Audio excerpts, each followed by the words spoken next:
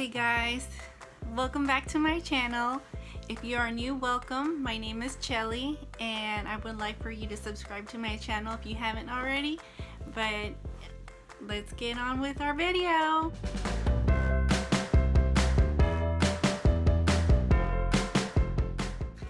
Today's video is going to be a decluttering video. We all love those. Today we're going to declutter the kitchen cabinets.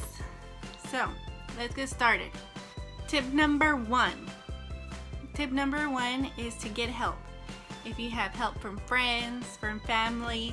My mom was there to help me. Thanks, Mom. She's the best. So if you have anybody that can help you get all of this junk out, get that help. Accept it. So get that help. Once they're there, tell them what you want and what you expect, and they will be amazing. Tip number two is to clear out everything. Get everything out of the cabinets, of your drawers, anything that you want to declutter. Get it out.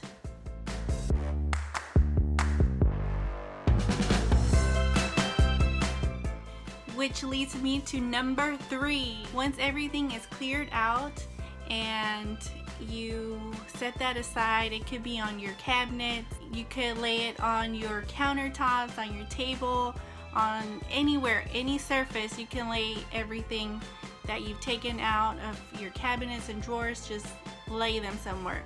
So once all of that is out, then you can clean up. So before everything goes in there all nice and organized, just clean it all up. I like Miss Meyer's multi-surface cleaner, and I will have that link below so you can go check it out. So clean, clean, and clean. Tip number four. If you saw my first video on decluttering, you know what this tip is. So this tip is you make 3 piles. 1 you keep, pile number 2 you donate, and number 3 trash. After you have figured out what you want, this is the fun part, putting it all back. And when you do that, you're gonna see it's all amazing, because you're gonna have a lot less.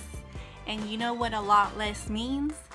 A lot less to clean up. And that, my friends, is a tip for us working moms and stay-at-home moms. So the less you have, the less you have to clean. Thanks guys, that was it for this video. I will see you on the next one. Bye.